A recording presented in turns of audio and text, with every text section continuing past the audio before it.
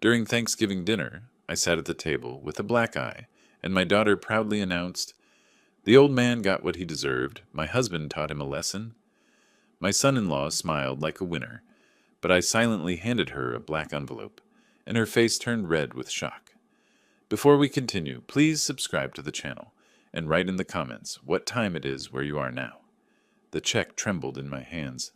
$8,500. I stood at the kitchen counter, evening light cutting through the window above the sink, and tried to steady my breathing.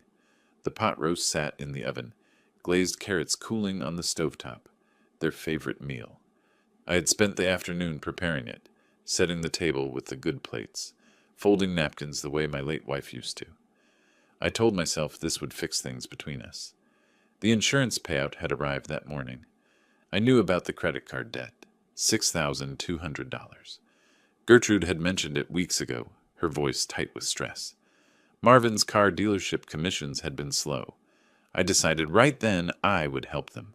What else was the money for? I heard Marvin's truck in the driveway. My pulse quickened. I rehearsed the words in my head one more time as his key scraped in the lock. "Hey!" I called out, forcing brightness into my voice. "Good day at work?" Marvin dropped his jacket on the chair. He barely glanced at me. "Long? Dinner's almost ready. I made that pot roast you like," he grunted, heading toward the refrigerator. Gertrude emerged from the hallway, her arms crossed. She looked at the set table, then at me. Something flickered across her face. I pulled the check from my pocket. My hands were still shaking. "I know things have been tight for you two. I got the insurance payout today, and I want to help with the credit card." Marvin stopped mid-reach for a beer. He turned slowly. For a moment, neither of them spoke. Then Marvin crossed the kitchen in 3 strides and snatched the check from my hand. His fingers closed around it like a trap snapping shut.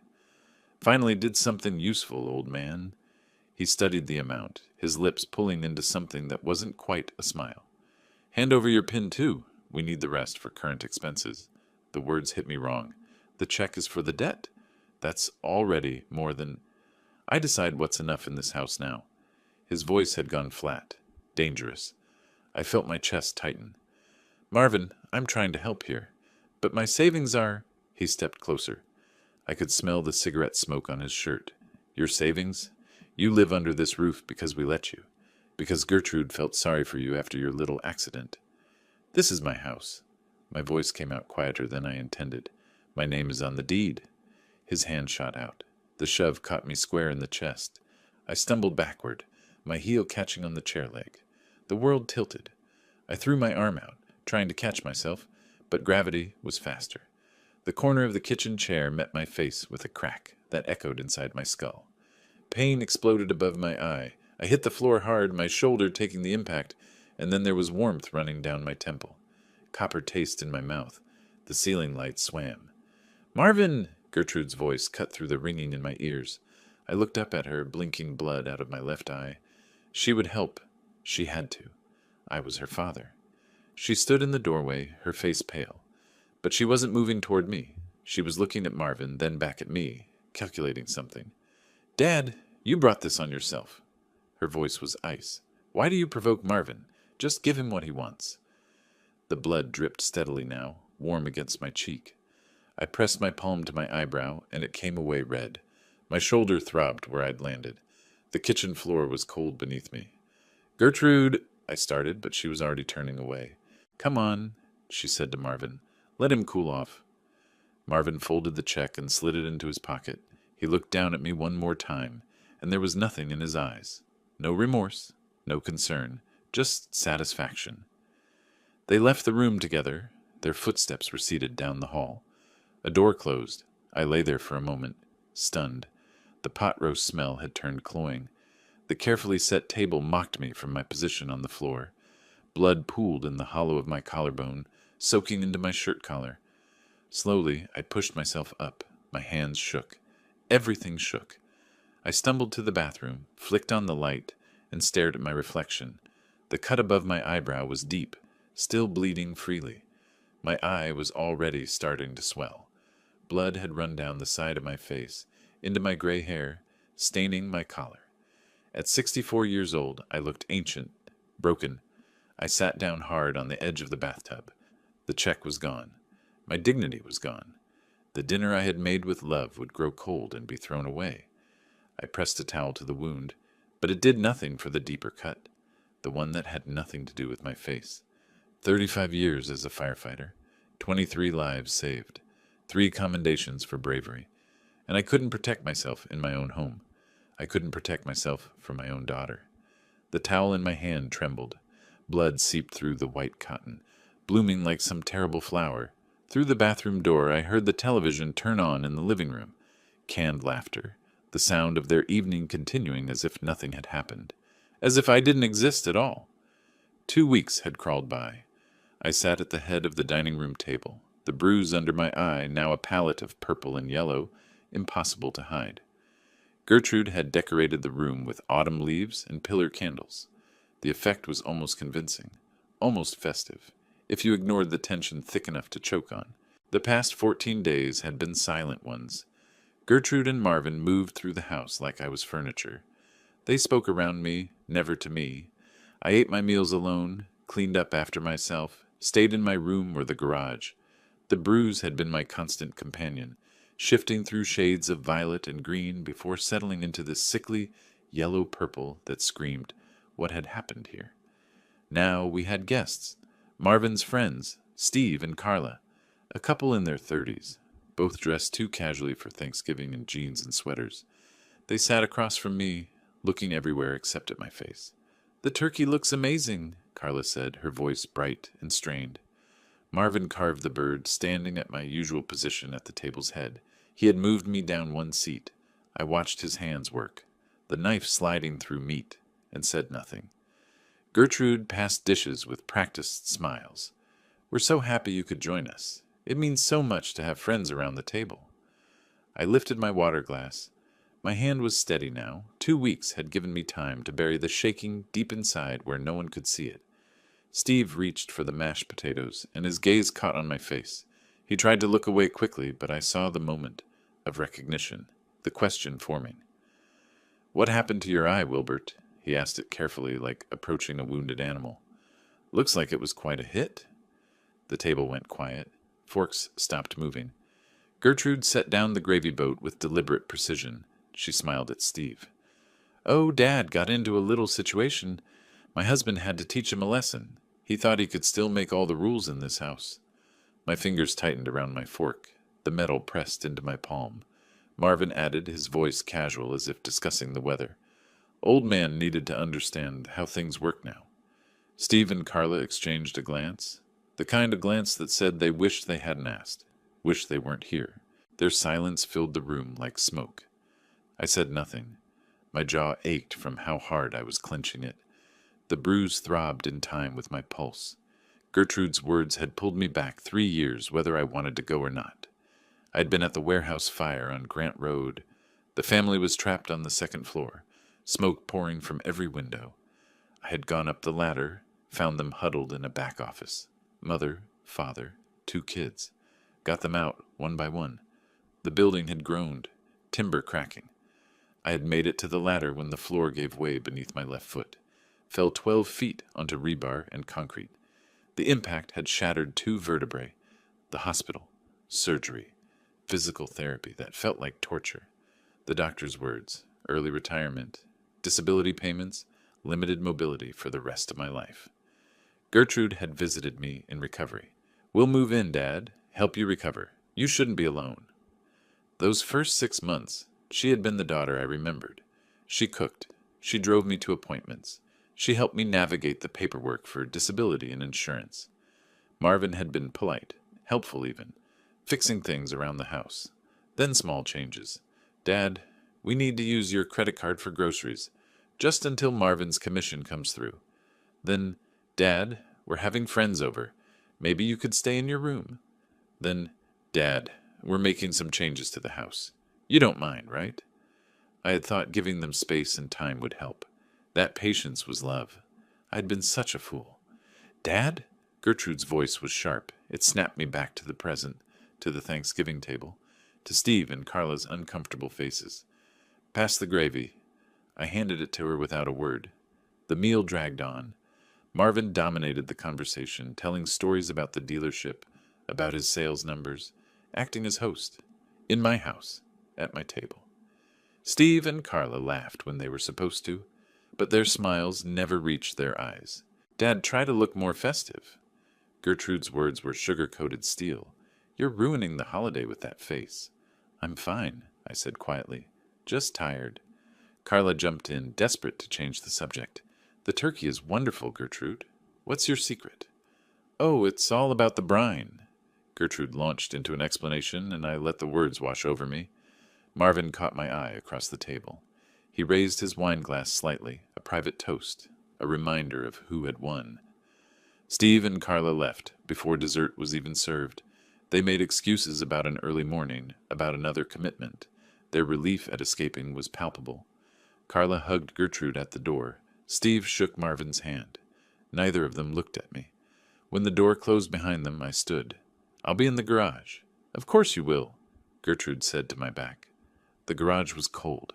November in Arizona meant evening temperatures that could drop 40 degrees from the afternoon high. I didn't turn on the space heater. The cold felt appropriate. This was the only space that was still mine. My tools hung on pegboards, organized by size and function. My workbench held projects in various states of completion. A wooden box sat on the shelf, and I pulled it down, opened it. Photographs. Me in my firefighter's uniform, 20 years younger. The whole crew at the station house, arms around each other's shoulders. Award ceremonies, handshakes with the mayor. A newspaper clipping, yellowed at the edges. Local firefighter saves family of 4. My service certificate hung on the wall. 35 years. 3 commendations for bravery. The numbers I had counted in my head. 23 lives saved over the course of my career. 23 people who went home to their families because I ran toward danger instead of away from it. I sat on the workbench. The photographs spread before me. I had saved strangers. I had carried children from burning buildings. I had pulled people from car wrecks and collapsed structures. And now I couldn't save myself from my own daughter and her husband. My shoulders shook, but not from cold. Not from tears either. From something else. Something that had been building for 2 weeks while I sat in my room, silent, invisible, while they lived in my house and spent my money and treated me like I was nothing. Something has to change. The thought was crystal clear. I can't live like this. The garage window reflected my image back at me. Dark glass, darker sky beyond. The bruise was still visible in the dim light, but it was my eyes that caught my attention. They looked different, harder, like something had shifted behind them while I wasn't paying attention. I looked at the man in the glass for a long moment. Then I gathered the photographs and put them back in the box, carefully, deliberately, like preparing for something. The house lights were still on when I looked toward the kitchen windows. I could see Gertrude moving inside, cleaning up, living her life in my home. Not for much longer, I thought. Something in my chest had solidified, turned from hurt into something else, something colder and infinitely more patient.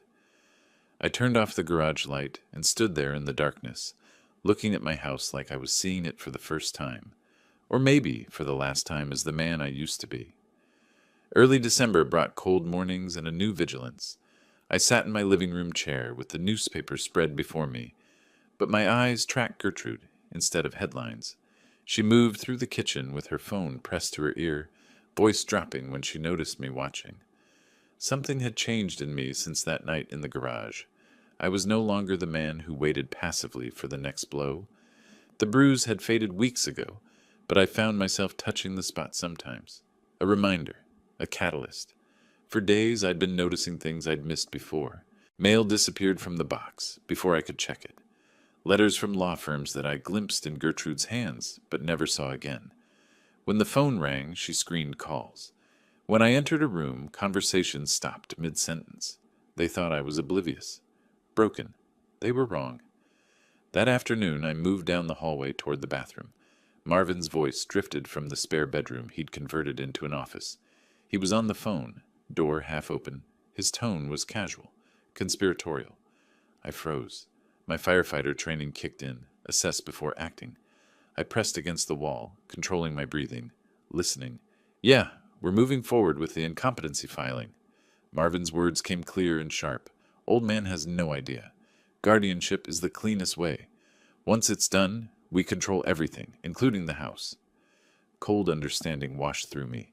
My heart hammered against my ribs. The lawyer says it takes about 6 months if we document properly, Marvin continued. House is worth at least $380. My wife deserves that security after putting up with him. The door handle turned. I moved quickly, entering the bathroom, flushing the toilet, establishing my presence elsewhere. When I emerged, Marvin was in the hallway, phone pocketed, looking satisfied. Taking a lot of bathroom breaks these days, old man. He brushed past me, shoulder checking mine. I returned to the living room, sat in my chair, stared at nothing. Guardianship, the word echoed in my skull. They weren't just stealing my money. They were planning to strip my legal rights, declare me incompetent, make me a ward of the state, their ward. That night I lay in bed, listening to the house settle. Around 2 a.m, Marvin's snoring reached my room through the thin walls. Gertrude's breathing had gone steady hours before.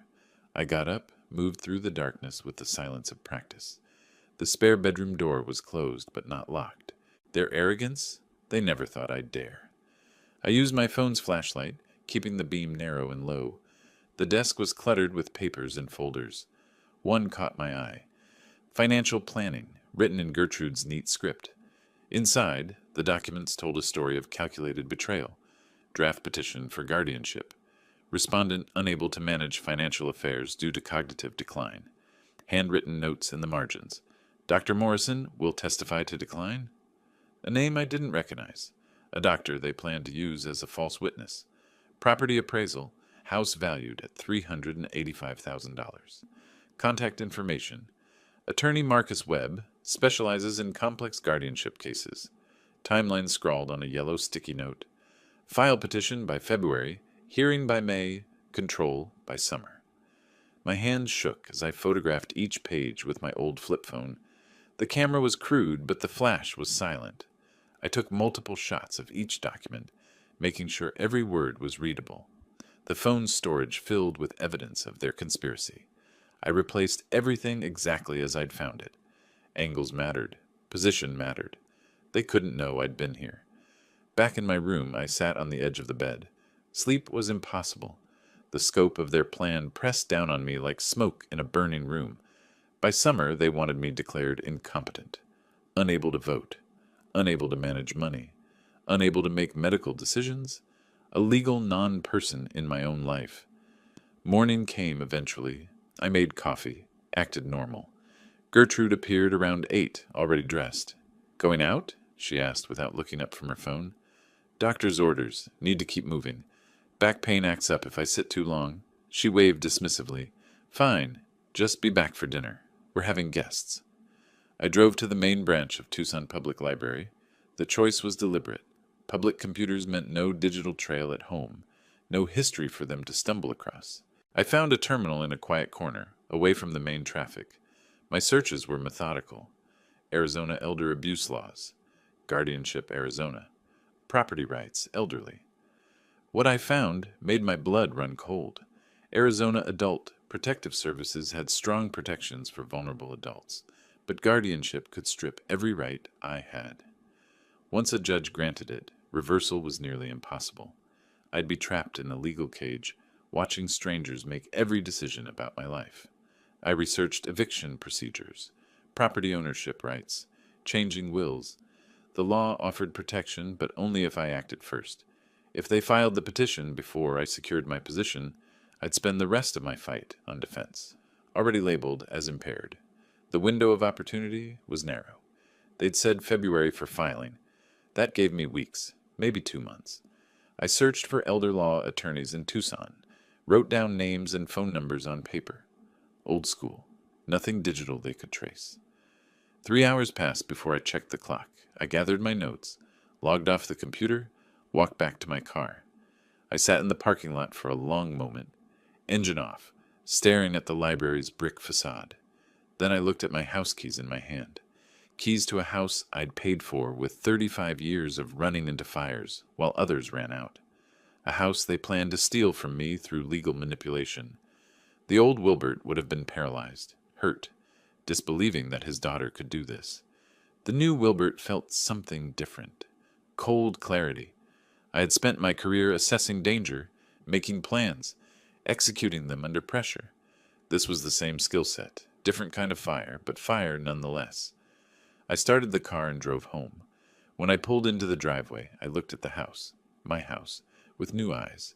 They were inside, planning their campaign, making their calls, consulting their lawyer. They thought they were playing a game I didn't understand. They were wrong. I got out of the car, stood for a moment in the driveway. The winter sun felt warm on my face. I walked to the front door, key ready. Gertrude met me in the hallway. "Where have you been all day? You were gone for hours." "Just getting some exercise." I kept my voice mild. "Fresh air clears the head. I feel better than I have in weeks." She studied me for a moment, suspicious but finding nothing. "Whatever. Dinner's at 6. I went to my room, closed the door, sat on the bed with my phone scrolling through the photos of their documents. Evidence, timeline, names. They'd taught me something important. Strike first or lose everything. I looked at the attorney names I'd written down. Tomorrow, I'd start making calls. Tonight, I'd let them think they were winning. By early January, I'd established a routine. Every morning after breakfast, I announced my health walk and left the house. Gertrude barely looked up anymore. Good. I wanted to be predictable, ignorable, harmless.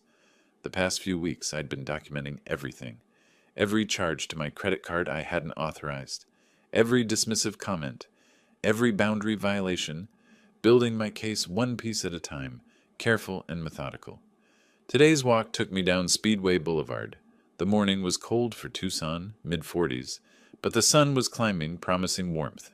I passed shops just opening, cafes setting out sidewalk signs.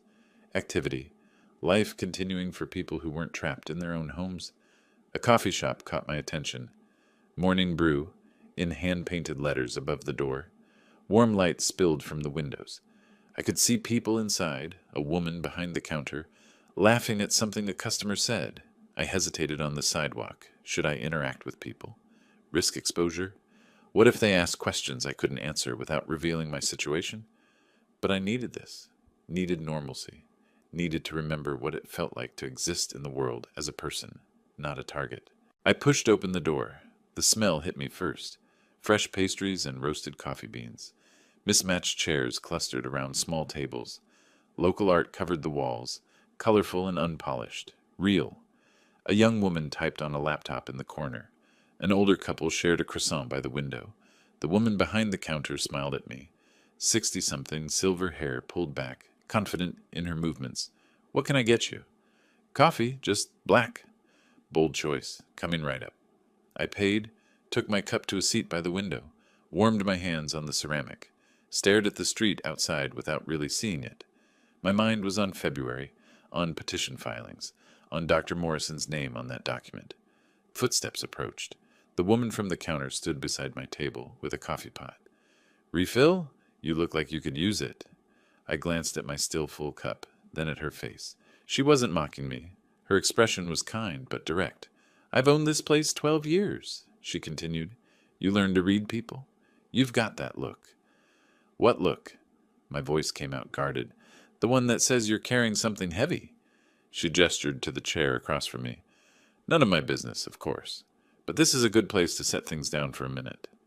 I should have deflected, should have smiled and thanked her and sent her away. Instead, I heard myself say, "Family troubles." She nodded.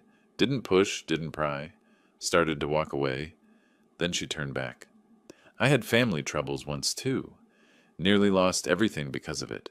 I'll tell you what I learned if you want to hear it." Something in her tone, not intrusive, just present, made me gesture to the chair. She sat.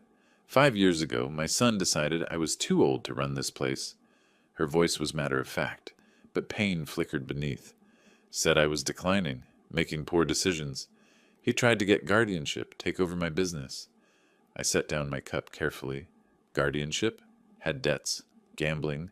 Figured Mom's coffee shop could be his ATM. She looked around at her business, evidence of survival.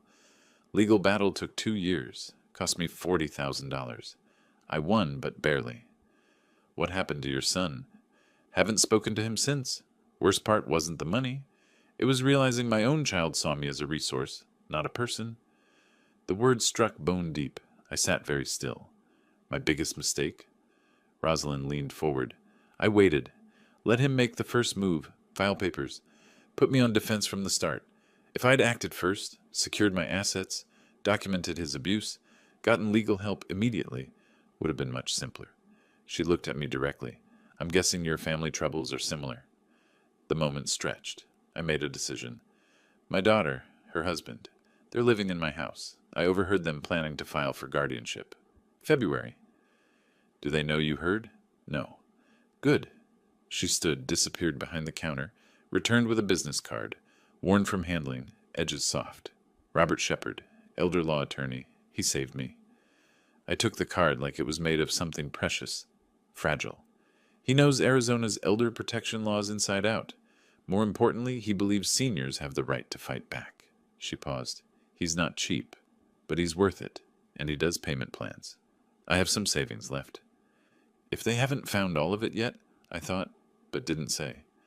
Document everything, Rosalind said firmly. Every time they take your money without asking, write it down. Date, amount, what they said. Bank statements, credit card bills. Get copies of everything. You'll need evidence. I pulled out the small notebook I'd started carrying, wrote down her words. And Wilbert? She'd learned my name somewhere in our conversation. Don't let them know you're preparing. Element of surprise is your biggest advantage. Thank you. The words felt inadequate. Why are you helping me? You don't even know me. Her smile was sad but warm, because I know what it's like to feel alone in your own life, and because I wished someone had helped me sooner. I stayed another hour. We talked about things that had nothing to do with legal battles. Her years building the business, Tucson's changes, small observations about life. First real conversation I'd had in months. She treated me like a person who had thoughts worth hearing. When I finally stood to leave, she walked me to the door.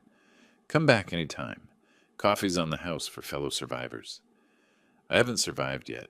You will? You've already started. That's the hardest part. I walked back toward my house, card secure in my pocket. My mind worked through steps. Call the attorney, gather more documents, prepare to move first instead of reacting. For the first time since Thanksgiving, I felt something besides dread, possibility. I wasn't alone anymore, had an ally, resources, a friend who understood. The war wasn't over, but I was no longer unarmed. My house appeared ahead, Marvin's truck in the driveway. I touched the card in my pocket, took a deep breath, pushed open the front door. Gertrude looked up from her phone. Long walk.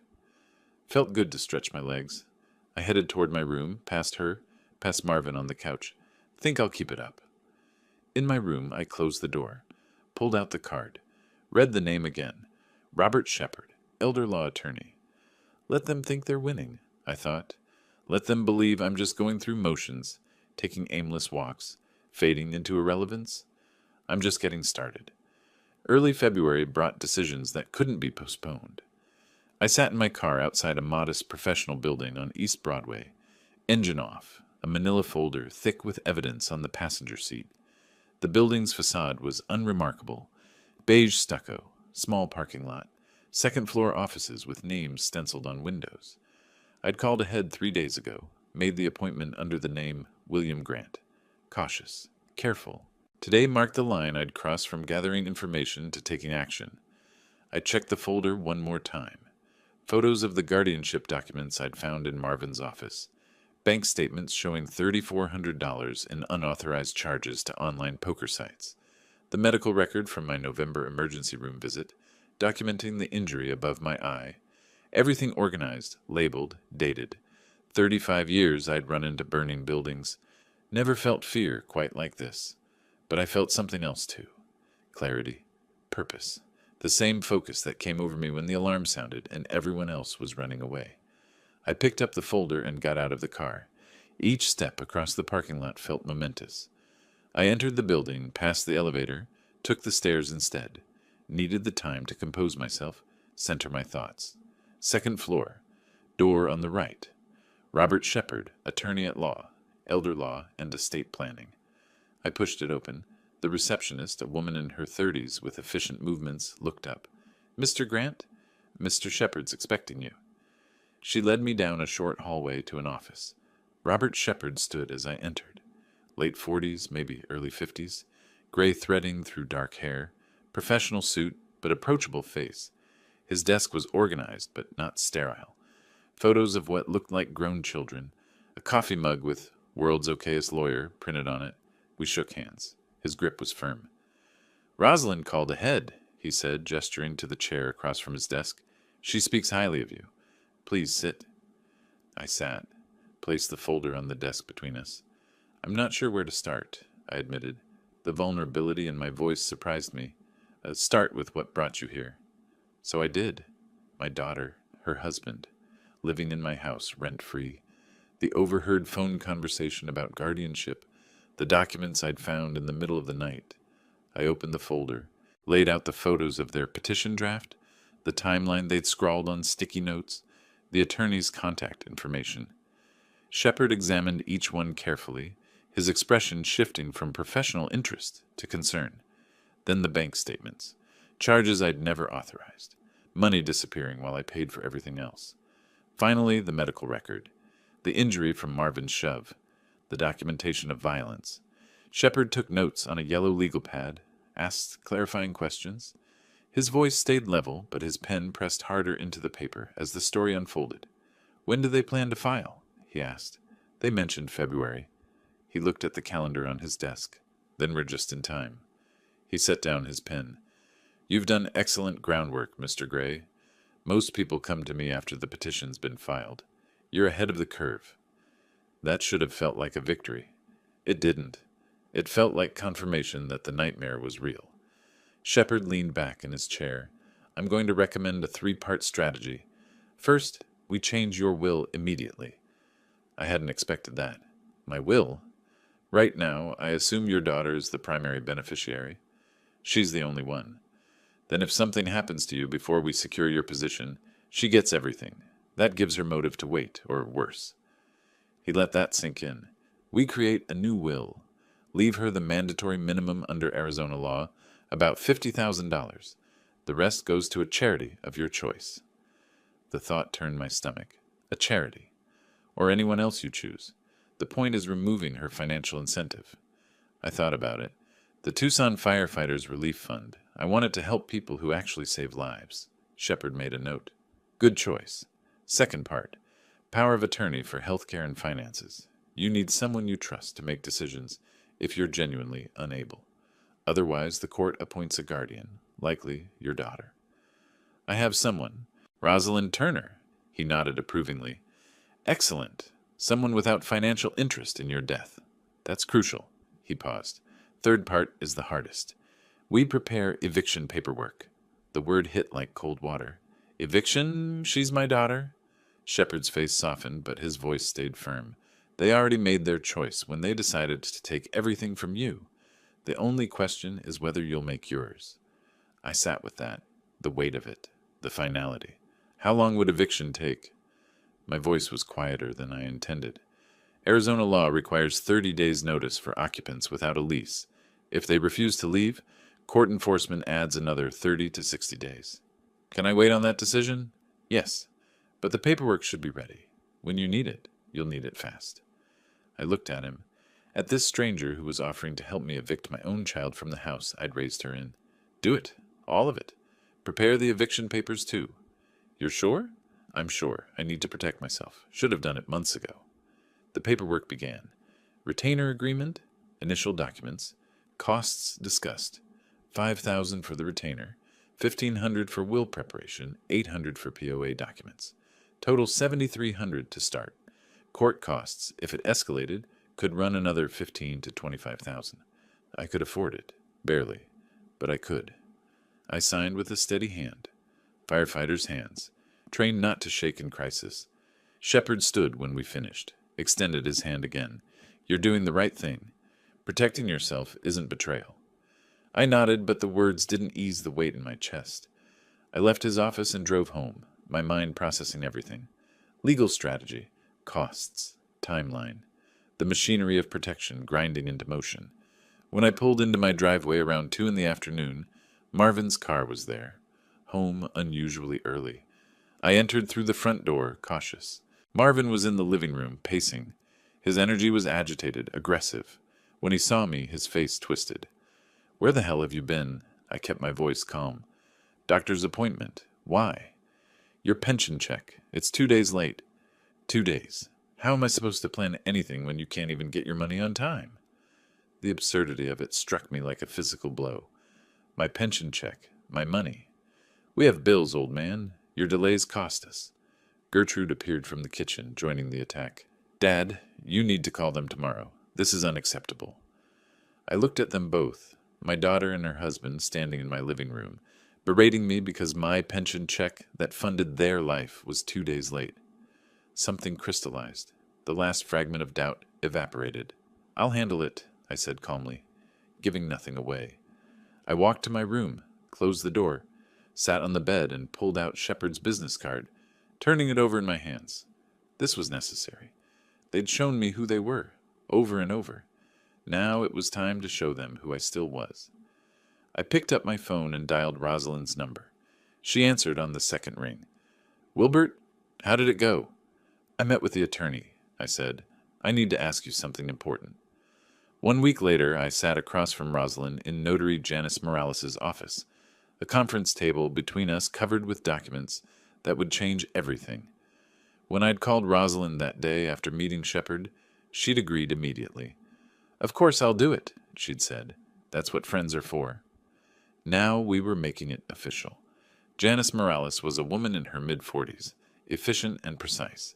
She arranged the documents in order, explaining each one with the formal care that law required.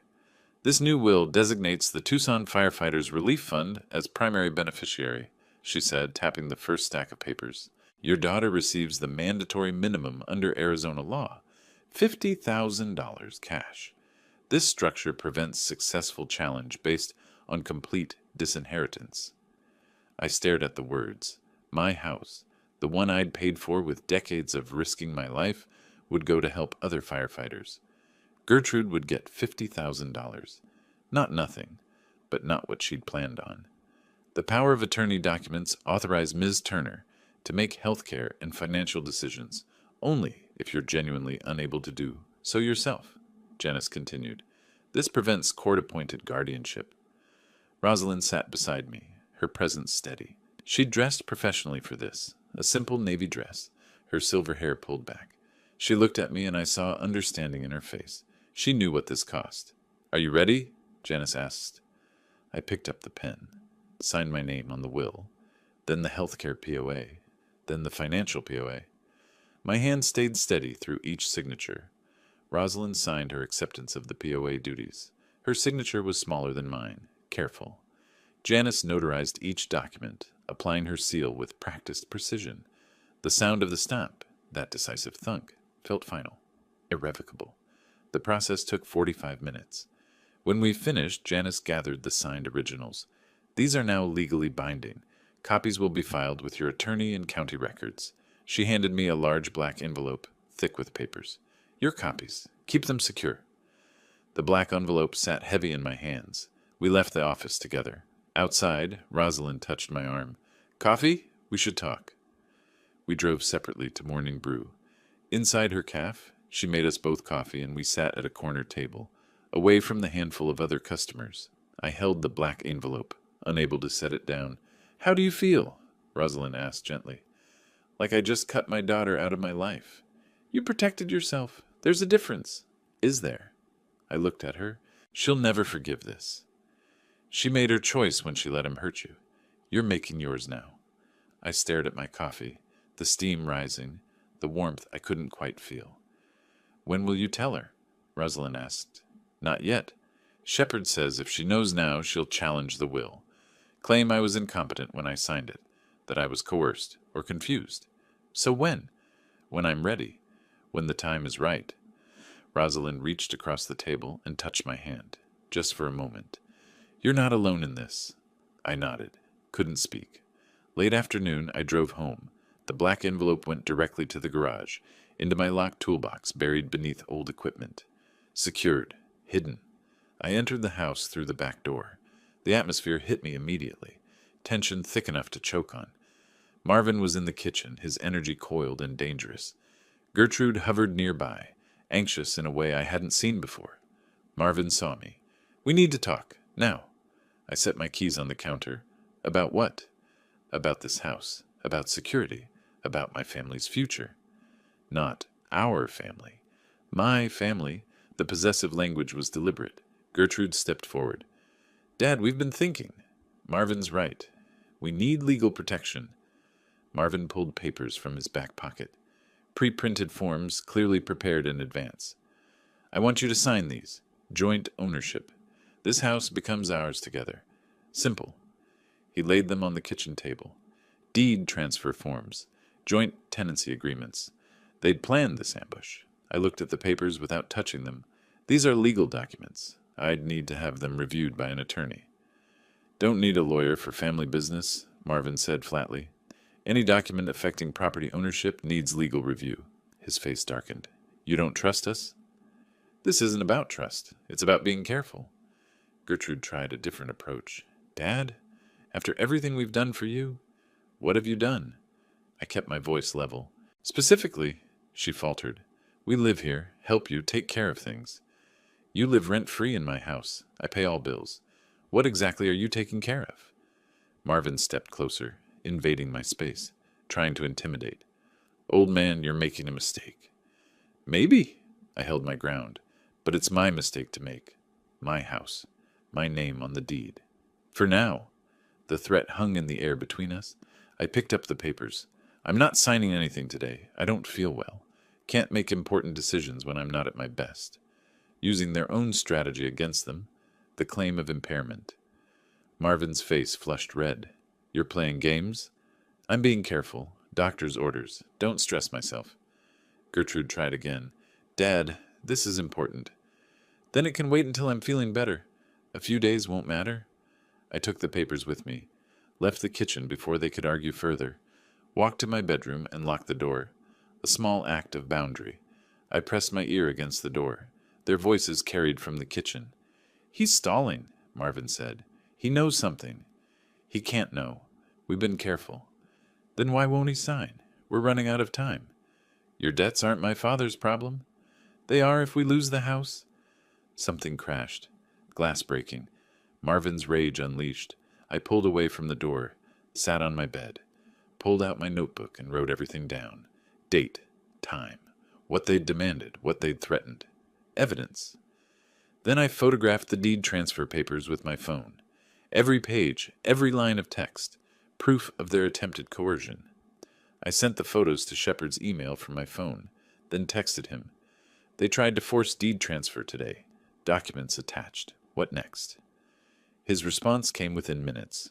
"Don't sign anything. Continue documenting. We may need eviction papers sooner than planned." I sat there holding my phone. The black envelope was in the garage, locked away. The will was signed. The POA was executed. Evidence was mounting. Time was my weapon now. Every day they pushed, they created more proof of their intentions. Every demand, every threat, every act of intimidation went into my notebook and onto my phone. I looked at the deed transfer papers in my lap, thought about Marvin's words. For now. "You're right," I thought. "Time is running out. Just not for me." April arrived with a coldness that had nothing to do with the weather. The house felt different now. Hostile territory where I moved carefully, watching my back. Gertrude and Marvin had noticed the change in me. The refusals, the boundaries, the quiet resistance. They didn't like it, and I could feel them watching, calculating, preparing their response. It started with small things I almost missed. Gertrude on her phone constantly, conversations stopping the moment I entered a room. Then I noticed her taking photographs, my unmade bed, dishes left in the sink, random clutter on the living room floor. But something was off. One afternoon I watched from the hallway as she moved items from my bedroom, clothes, papers, personal effects, and scattered them across the living room. Then she stepped back, pulled out her phone and photographed the staged disorder. She turned the angle, snapped several more shots. She was manufacturing evidence. Over the next week, the pattern became clear. She'd ask me questions while recording on her phone, leading questions designed to make me sound confused. Dad, what year is it? Dad, who's the president?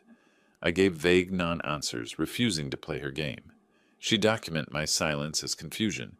They weren't just stealing my money anymore. They were trying to steal my credibility.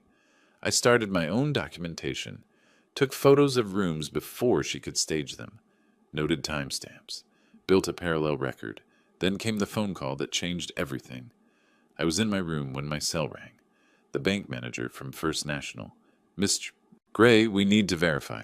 Did you attempt to add someone to your account today? My pulse quickened. No, I'm at home. What happened? A man came in with signature authorization, claimed to be adding a joint account holder, but the signature looked questionable, and you weren't present. Arizona law required both parties present for joint account designation, notarized. The attempt had failed, but it had happened. Who tried to do this? A Mr. Marvin said he was your son-in-law, that you'd asked him to handle it. Ice water through my veins, forgery, financial fraud, federal crime. I thanked her, hung up, immediately documented the call, then dialed Shepard. They just tried to forge my signature at the bank. A pause. That's a felony. Did the bank file a report? They declined. Family matter, they said, but they documented it. Get a copy of that documentation. This strengthens our position considerably. I realized something as I hung up. They were getting desperate, making mistakes, leaving traces. The following week, Mrs. Patterson stopped me on my morning walk. She lived 2 houses down, had known me 15 years. Her expression was awkward, concerned. Wilbert, how are you feeling? I'm fine, Helen. Why? Well, Marvin mentioned you've been having some difficulties. Memory issues. He said you might need help soon. The words landed like a punch. Marvin said that? He's worried about you. Said you forget things, get confused. He's just concerned. Her voice had that careful tone people use with the fragile, the impaired. Over the next few days, I noticed other neighbors acting differently. Some avoided eye contact. Others showed exaggerated concern. Mr. Davis, from across the street. Let me know if you need anything, buddy. Getting older is tough. They were poisoning my reputation, building a public narrative to support their guardianship filing. I called Rosalind from my car, parked down the street where they couldn't see. They're telling the neighborhood I'm incompetent. What do I do? We met at Morning Brew an hour later. She listened to everything, her face hardening. You need to publicly demonstrate competence, she said finally. Social proof.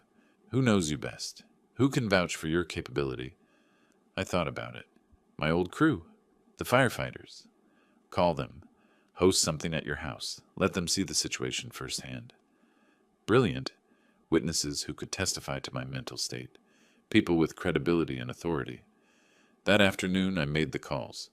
Frank Coleman answered on the 3rd ring. My former captain, retired now but still sharp as ever. Wilbert, haven't heard from you in months. How are you? I told him everything. The truth, unvarnished. Frank's response was immediate. That son of a... We'll be there. Saturday. And I'm bringing Jimmy and Tom. Saturday morning, I was nervous but prepared. Frank arrived with 2 other former firefighters, Jimmy Chen and Tom Rodriguez.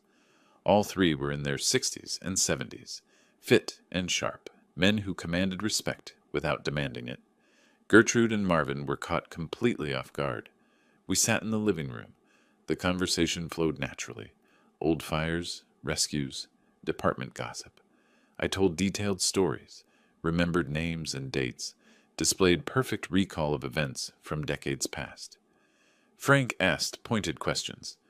Wilbert, you keeping track of your finances? Pension treating you right? Managing fine. All accounts current. Bills paid. Investments monitored. Frank exchanged glances with Jimmy and Tom. Message received. Marvin tried to interject. Actually, Dad forgets things sometimes. Frank cut him off without looking at him. Wilbert's sharper than men half his age. Always has been. After 2 hours, they prepared to leave. Frank pulled me aside in the hallway, spoke quietly. I see what's happening here. That son-in-law is a piece of work. It's complicated, Frank. No, it's not. He's using you. Your daughter's letting him. He looked me directly in the eye. You going to do something about this? I'm working on it. Legal process. Good. He handed me his card. You need witnesses, character references, testimony, anything you call me. I mean it. We take care of our own. After they left, I felt different, stronger. I had allies now, credible witnesses, a support system. Gertrude was furious. What was that about? Showing off for your friends? Just Dick catching up with old colleagues. Marvin stepped closer. Trying to make us look bad? Not everything is about you. I returned to my room. Texted Shepard. Have 3 witnesses willing to testify to competence if needed. Former fire captain and 2 firefighters. His response came quickly. Perfect. Their testimony will counter any incompetence claims. Well done. I sat on my bed, looking at Frank's card. The tide was turning. They'd attacked, but I'd reinforced my position. They wanted to isolate me. Instead, I was building an army. June brought heat that pressed down like a physical weight, but it was nothing compared to the pressure inside the house. The weeks since the firefighter gathering had been a slow burn nightmare. Marvin and Gertrude had grown more aggressive, more desperate, sensing that time wasn't on their side. The house had become a pressure cooker, and I could feel it was about to explode. Every morning started with confrontation. Marvin in the kitchen blocking my path to the coffee maker. You need to reconsider your position on this house, old man. There will be consequences. Physical intimidation, standing too close, invading my space, making me step around him. Every evening brought Gertrude's emotional manipulation.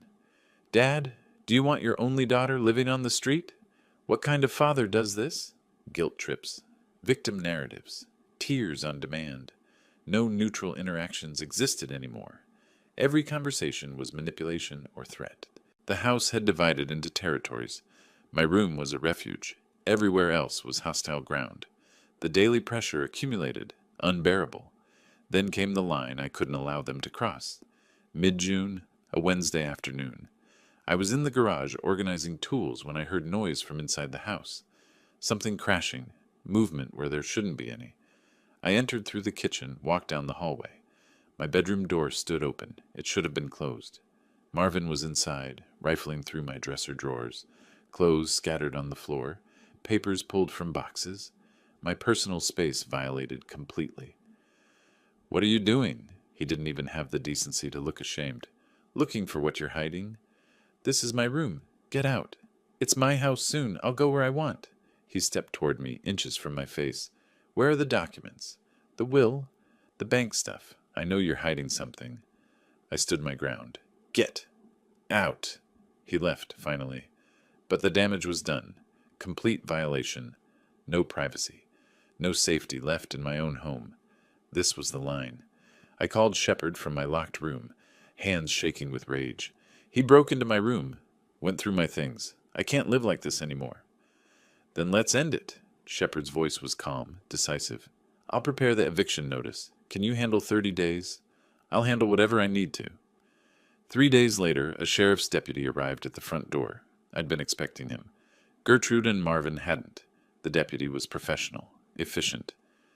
Notice of termination of tenancy. You have 30 days to vacate the premises. Gertrude's face went white. Marvin's went red.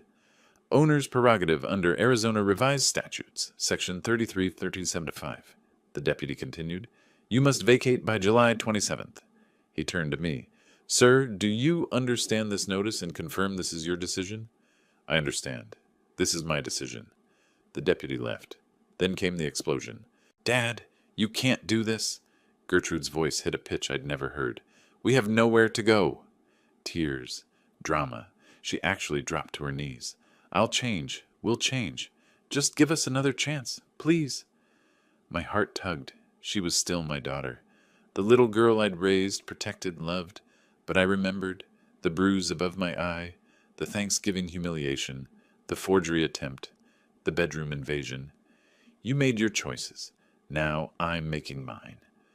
Marvin's face was pure fury. You'll regret this, old man. Maybe, but it's my regret to have. I went to my room, locked the door, sat on the bed, shaking but resolute. 30 days. I had to survive 30 days. That evening I called Shepard to report the service. The next 30 days will be rough, he warned. They'll provoke incidents. Try to create evidence that you're unfit, that you made this decision irrationally. What should I do? Document everything. Stay calm no matter what they do. And consider security cameras. In my own house? Common areas, yes, it's legal in Arizona. One-party consent state. You own the property, you can record. The next morning, I drove to an electronics store, bought 2 small security cameras, battery-powered, motion-activated, subtle enough not to be obvious, but capable enough to capture everything. Back home, I installed them carefully. One in the living room, one in the kitchen. They covered the common areas where confrontations happened. I kept them off bedrooms and bathrooms. Legal boundaries mattered. My room remained private. No recording needed there. Over the next days, Marvin escalated. I woke one morning to find the kitchen destroyed. Dishes smashed on the floor. Food scattered across counters. Cabinet doors hanging open. Gertrude appeared, eyes wide with false concern. "Dad, did you do this? During an episode?" But the camera had caught everything. Marvin at 2 in the morning, systematically destroying the kitchen with calculated fury. Another day I discovered my framed firefighter photos thrown to the floor, glass shattered. Decades of service, memories, honors, destroyed. Again the camera showed truth. Marvin deliberately pulling them from the wall, throwing them down one by one. Living room furniture overturned, a lamp broken. More chaos, more attempts to frame me as unstable. Each incident documented. Each piece of evidence downloaded, backed up, sent to Shepard. "Evidence attached," I wrote in my emails. His response, "Perfect. This demonstrates malicious intent.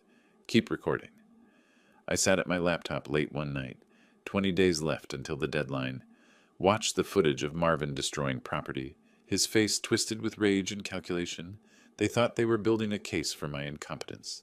They were building a case for their own malice. I clicked Save on the video file, added it to the growing archive. 20 days left. I had the evidence, and evidence was power. Early August arrived with the weight of unfinished business. The 30 days had passed, and they hadn't left. Instead, they'd filed a counter-lawsuit, accusing me of elder abuse. The irony would have been funny if it weren't so dangerous. Now we were headed to court, and everything I'd built over the past months would be tested. The legal notice had arrived 3 days after the eviction deadline. Their attorney, Daniel Cross, a cheap storefront lawyer with a reputation for taking any case and promising everything, had crafted a narrative of cruelty. I was the abusive father, the unstable elder, the vindictive landlord. They demanded $75,000 for emotional distress and housing costs. I'd felt sick reading it. After everything they'd done, they were painting me as the villain. Shepard had scoffed when he read their filing. Standard desperation tactic. Flip the narrative. Hope the judge doesn't look too closely. He'd set the document down. Let them. We have evidence.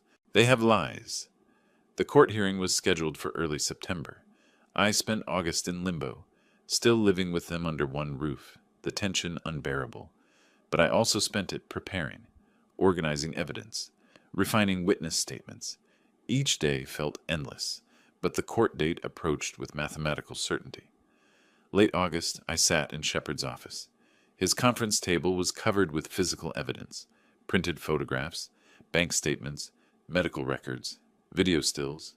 "Tell me again what we have," he said, testing my memory, making sure I could articulate it under pressure. I walked through it methodically. The guardianship documents I'd photographed from Marvin's office. The bank's documentation of the forgery attempt. Photos of staged messes with timestamps proving Gertrude had fabricated them. Security camera footage showing Marvin's deliberate vandalism. The medical record from my November ER visit. And witnesses? Frank Coleman, former fire captain. He'll testify to my competence. Shepard smiled. We have more than that. He pulled out a folder. Frank wrote a letter. So did 3 other firefighters who worked with you. He handed them to me. I read Frank's letter first. Detailed character reference describing my mental acuity, leadership, reliability over 35 years of service. The others were similar. Professional, powerful, credible. My eyes stung. I didn't ask them to do this. They did it because they believe in you. That matters in court. He showed me one more document. Rosalind submitted written testimony too. about their manipulation tactics, what she witnessed. I looked at the stack of evidence, the web of support. We're ready. Are you? Cross will try to rattle you on the stand. I've faced worse than courtrooms. Early September, Pima County Courthouse. I arrived with Shepard, the building's formality pressing down like physical weight. High ceilings, wooden benches, the machinery of justice. I saw Gertrude and Marvin with Cross near the defendant's table. Cross wore a cheap suit, carried an aggressive posture. Gertrude wouldn't meet my eyes. Marvin glared. Rosalind sat in the gallery for support. So did Frank Coleman, wearing a pressed shirt, his former captain's bearing unmistakable. Judge Maria Santos entered, a woman in her 50s with sharp eyes and no-nonsense demeanor. Court was called to order. Cross presented their case first. His strategy was transparent. Paint me as mentally declining, vindictive, abusive. He called Gertrude as his first witness. She took the stand, was sworn in. Cross guided her through prepared testimony. Ms. Gray, can you describe your father's mental state over the past year? He's been increasingly confused, paranoid. We tried to help, but he turned against us. And when he served you with eviction, how did that make you feel? Devastated, scared. We have nowhere to go. The tears came on cue. Has your father ever been violent? He's had outbursts, anger issues. The lies flowed smoothly. Then came Shepard's cross-examination, surgical, precise. Ms. Gray, you lived rent-free in your father's house for how long? 3 years, but we helped. Yes or no? 3 years? Yes. And during this time, how much did you contribute to mortgage, utilities, property taxes, dollar amount? Gertrude faltered. We helped with other things. How much? Dollar amount? I don't have exact. 0. The answer is 0, correct? We provided care. Judge Santos intervened. Answer the question, Miss Gray. 0. Shepard introduced the bank statements, showed the unauthorized charges, $3,400 to online poker sites. Gertrude's face went pale. Then the medical record. ER visit, November 2024. Injury consistent with assault. Who injured your father that night? Long pause. The courtroom silent. There was an altercation. Who injured your father? Another pause. My husband pushed him. But Dad provoked. Thank you. No further questions. Shepard called me to the stand. I walked to the witness box, was sworn in, sat down. My hands were steady. Mr. Gray, tell the court about November 2024. I described it. The insurance check. Wanting to help them with their debt. Marvin's violence. Gertrude's response. Choosing her husband over her father. I kept my voice steady, presented facts rather than emotions. And Thanksgiving? What happened then? The public humiliation. Marvin's statement about teaching me a lesson. The guests' discomfort. Judge Santos took notes, her expression darkening. Shepard introduced the guardianship documents. Where did you find these? In Marvin's office. He was planning to have me declared incompetent so he could control my assets. Cross's cross-examination was aggressive but ineffective. Mr. Gray, isn't it true you're forgetful? That you need help managing your affairs? No. You expect this court to believe you handle all your finances independently? I do. I can provide 6 months of bank statements, showing every transaction reconciled to the penny. Cross tried another angle. You evicted your own daughter. What kind of father does that? I paused, then answered steadily. A father who refused to be abused in his own home. A quiet murmur of approval rippled through the gallery. Shepard introduced the security footage. Video clips played on the courtroom monitor. Marvin deliberately destroying property, throwing plates, breaking picture frames, overturning furniture, all time-stamped, all clearly intentional. Judge Santos's face tightened in disapproval. Cross objected. This video could be edited. Time-stamped, Your Honor. Metadata intact. Defense expert. Verified authenticity. Cross had no response. Frank Coleman was called. Brief testimony, but powerful. Decades of working together. My reliability. My mental sharpness. Would you trust Mr. Gray to manage a complex emergency? Shepard asked. Frank looked directly at the judge. With my life. I have. Many times? Judge Santos called a brief recess to review the evidence. 30 minutes felt like hours. I sat in the hallway with Shepard, unable to speak, barely able to breathe. She returned, called court to order. delivered her decision. I've reviewed all evidence presented. The pattern is clear. Mr. Gray has been subjected to financial exploitation and systematic harassment by the defendants. She went through her findings: the unauthorized bank access attempt, the staged evidence of incompetence, the documented threats and intimidation. The eviction is upheld in its entirety. The counterclaim is dismissed. Furthermore, I'm issuing a protective order. Ms. Gray and Mr. Marvin are prohibited from contacting Mr. Gray without his explicit written consent. She wasn't finished.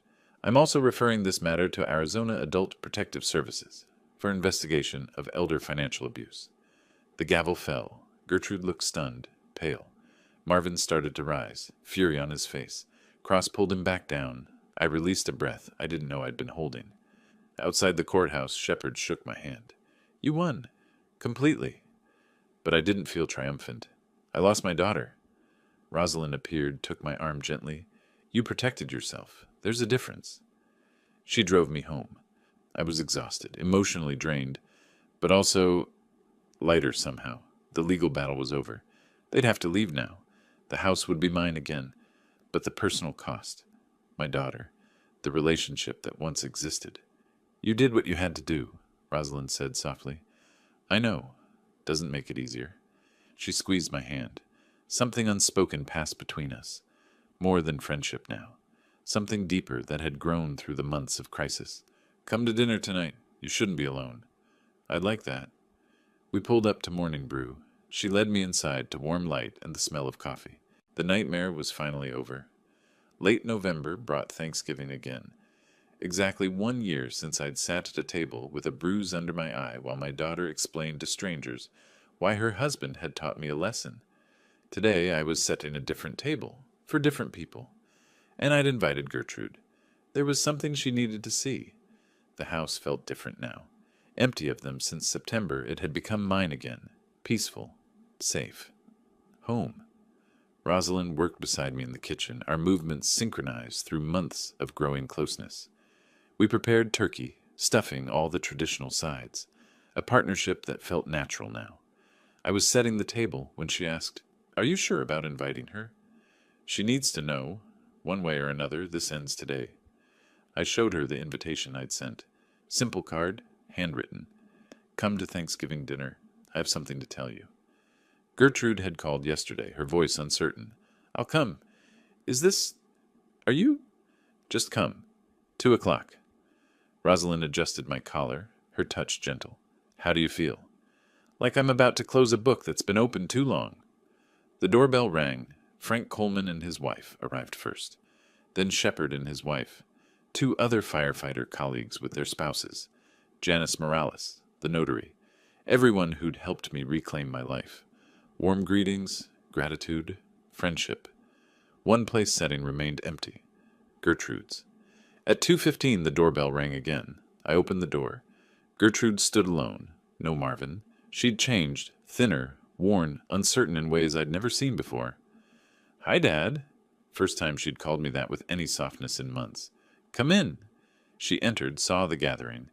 Recognized Frank. Saw the others. Confusion crossed her face. I thought it would be just us. No, these are my family now. A flicker of pain in her expression. Introductions were made. Awkward. Formal. She sat in her designated seat. The atmosphere tense but controlled. The meal was served. Conversation flowed around the table. Gertrude remained quiet, picking at her food. I watched her watching me. Saw her notice when I laughed, something she hadn't heard in years. Saw her eyes widen when Rosalind touched my hand, an intimate gesture. She was realizing I'd moved on, found happiness without her. After the main course, before dessert, I stood, tapped my glass lightly. The room quieted. A year ago, I sat at a table not unlike this one. I kept my voice steady. I had a bruise under my eye. I'd just been told I deserved it. Frank and the others nodded. They knew the story. Gertrude looked down at her plate. I spent that day wondering how I'd become so powerless in my own life, how the people I'd loved had become strangers who saw me as an obstacle to be removed. The words came easier than I'd expected. Factual, not bitter.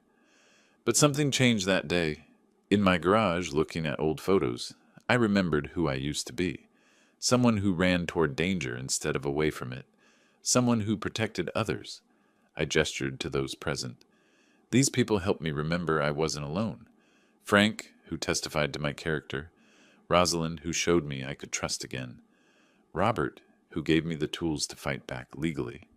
I paused. I didn't want revenge. I wanted justice. I wanted my dignity back. I turned to Gertrude directly. And you need to know what that meant. I reached beneath the table, pulled out the black envelope I'd received from the notary all those months ago, placed it in front of her. Open it! Her hands shook as she pulled out the document, the copy of my will. She scanned it, her face changing as she read. House and 70% of my estate to the Tucson Firefighters Relief Fund. Her inheritance, $50,000, the legal minimum. Her face flushed red. Shock, then anger, then humiliation. Aware of the audience watching, she stood, voice rising. This is what you wanted to show me? That you've cut me out? I wanted you to understand the consequences of your choices. My choices? You're the one who threw your own daughter onto the street. I remained calm. I'd prepared for this. You lived in my house rent-free for 3 years. You stood by while your husband assaulted me. You tried to have me declared incompetent. You staged evidence to make me look confused. She tried to interrupt. I continued. I gave you everything. I wanted to help. You saw that generosity as weakness.